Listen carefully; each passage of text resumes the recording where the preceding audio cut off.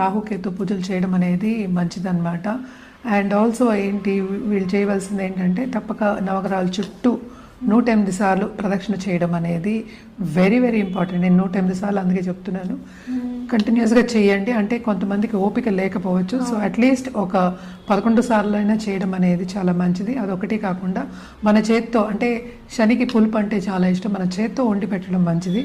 లేని పక్షాన్ని మనం పులిహార కానీ లేకపోతే లైమ్ రైస్ కానీ ఇలాంటివన్నీ చేసి మనం దానం చేయొచ్చు సాటర్డే. అదొకటి కాకుండా వెరీ వెరీ ఇంపార్టెంట్ ఏంటంటే ఒక 10 మందికైనా చెప్పులు కొని పెట్టడం అనేది ఇంపార్టెంట్. అండ్ ఆల్సో ఎప్పటికైనా సరే ఏలినాథ్ శని ప్రభావం ఉన్నప్పుడు మనం చెప్పేది ఏంటంటే శనికి జపం చేయడము, దానం చేయడం మంచిదన్నమాట.